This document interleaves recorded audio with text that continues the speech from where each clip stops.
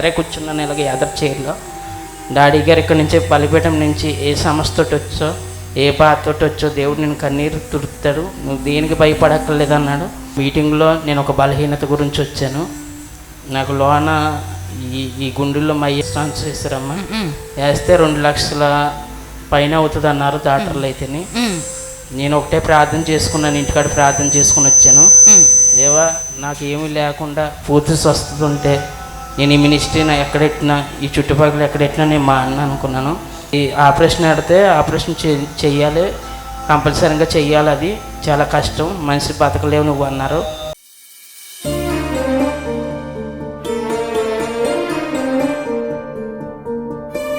Praise lord, హల్లెలూయా. దేవుని నామానికి వందనాలు. కూడి వచ్చిన బిడ్డలందరికీ నా హృదయపూర్వక వందనాలు. అమ్మగారికి మమ్మీ గారికి ప్రత్యేకమైన వందనాలు. Thank you. Praise the Lord. నాకైతే తెలీదు మీ మినిస్ట్రీ గురించి. నేను లైవ్లో చూశాను. నల్లజర్లమ్మ మాది, నల్లచర్ల. ఓకే. మేము అక్కడ నుంచి లైవ్ చూశాను. నేనైతేనే daily Sunday service, Saturday service మొత్తం చూసేవాడిని. అక్కడ చూసి లైవ్లో చూసి నేను రావడం జరిగింది. తాడేపల్లిగూడెం మీటింగ్స్కి వచ్చాను. ఫస్ట్ అక్కడ గ్రౌండ్లో మీటింగ్స్ 3 days మీటింగ్స్ పెట్టినప్పుడు వచ్చాను. తర్వాత మళ్ళీ 2024లోను మాగండి ఫంక్షన్ హాల్లో పెట్టినప్పుడు అదే లాస్ట్ మీటింగ్ అన్నారు. ఆ మీటింగ్ కూడా వచ్చాను. ఆ మీటింగ్లో నేను ఒక బలహీనత గురించి వచ్చాను.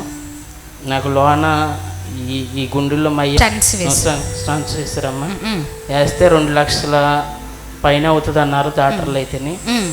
నేను ఒకటే ప్రార్థన చేసుకున్నాను, ఇంటికాడ ప్రార్థన చేసుకుని వచ్చాను. దేవా నాకు ఏమీ లేకుండా పూర్తి స్వస్థత ఉంటే నేను ఈ మినిస్ట్రీని ఎక్కడెట్టినా ఈ చుట్టుపక్కల ఎక్కడెట్టినా నేను మా అన్న అనుకున్నాను. దేవుడు కృపను బట్టి నేను వారం రోజుల్లో డాక్టర్ గారు రమ్మన్నారు, మళ్ళీని చెకప్కి రమ్మన్నారు. అది ఆపరేషన్ ఆడితే ఆపరేషన్ చెయ్యాలి, కంపల్సరీగా చెయ్యాలి, అది చాలా కష్టం, మనిషి బతకలేవు నువ్వు అన్నారు. నేను ఒకటే ప్రార్థన చేసుకున్నాను. అలా కుర్చీలో అక్కడ ఫంక్షన్ హాల్లో బయట మీటింగ్ పెట్టినప్పుడు ఎదరే కూర్చున్నాను ఇలాగ ఎదర్ చైర్లో. డాడీ గారు ఇక్కడ నుంచి బలిపీఠం నుంచి ఏ సమస్యతోటి వచ్చో ఏ బాధతోటి వచ్చో దేవుడు నేను కన్నీరు తుడుతాడు, నువ్వు దేనికి భయపడక్కర్లేదు అన్నాడు. నేను అదే ప్రార్థనతో విశ్వాసంతో వెళ్ళానమ్మా. ఒక 4 రోజుల్లోనే తెల్లారే వెళ్ళిపోయాను. హాస్పిటల్కి 4 రోజులు ఇచ్చారు. నేను విశ్వాసంతో వెళ్ళిపోయాను. దేవుని కృప ఏంటంటే హాస్పిటల్కి వెళ్ళిపోయాక చెకప్లు చేసి ఇంకా చేస్తామన్నారు. సరేనైతే చేయించుకుందామని రెడీగా ఉన్నానమ్మా. అన్నీ చూశారు, దాంట్లో ఏమీ లేదని అన్నారు. Normal reports. గట్టిగా చప్పట్లు కొడుతూ ప్రభు నామాన్ని మహిమ పరుద్దాం. హల్లెలూయా. ఎంత అద్భుతకరమైన సాక్ష్యం అండి ఇది. కేవలం ప్రభు మహిమ అండి. డాక్టర్స్ అన్నారు స్టంట్స్ వేయాలి హార్ట్లో, అంటే హార్ట్ ప్రాబ్లంతో ఉన్నారు, స్టంట్స్ వేయాలి అన్నారు. మరి అది వేసినా కానీ బ్రతకడం కష్టము అని చెప్పారంట. మరి ఆరాధనలో సేవకుడు ప్రార్థిస్తున్నప్పుడు ఏకీభవించారు, దేవా నన్ను సాక్షిగా నిలబెట్టు. మరి వాళ్ళు అన్నారు 4 రోజుల్లో మీరు రావాలి అంటే నెక్స్ట్ రోజే వెళ్ళాలి తను హాస్పిటల్కి. కానీ నువ్వు అద్భుతం చేయమని ప్రార్థనలో ఏకీభవిస్తూ అలా నీ సాక్షిగా నిలబడుతున్నా. ఎక్కడికి జరిగినా ఏ మీటింగ్స్ జరిగినాయి చుట్టుపక్కన, ప్రభా ఇది కొన్ని మినిస్ట్రీ తరఫున నిలబడి మినిస్ట్రీలో నేను సాక్ష్యం చెప్తానని ప్రార్థనలు ఏకీభవించారంట. చూడండి దేవుడు ఎంత అద్భుతమైన దేవుడు. ఏ డాక్టర్స్ అయితే కష్టం అన్నారో, ఇంకా హోప్లెస్ అనే ఆ పరిస్థితులు, ఆ మాటలు ఉంటాయి, చాలా కఠినంగా ఉంటాయండి. చాలా మన గుండెకు చాలా వేదన కలగచేస్తూ ఉంటాయి. కానీ అద్భుతమైన దేవుడు, మన కన్నీరు తుడిచే దేవుడు. ఆమేన్. సేవకుడు అన్నారంట, నువ్వే బాధతో వచ్చావో నీ కన్నీళ్ళు తుడవబడతాయి ఈ స్థలంలో అన్నారంట. Praise the Lord. నిజంగా నిశ్చయంగా ఆ మాటను రిసీవ్ చేసుకున్నారు, ప్రార్థనలు ఏకీభవించారు. ఇక్కడ నుంచి నెక్స్ట్ డే వెళ్ళిన తర్వాత మరి చెకప్ చేసి ఉన్నారంట.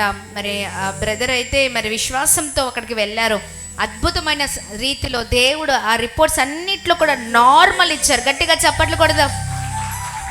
అప్పటి నుంచి ఇప్పటి వరకు ఎలా ఉన్నారు?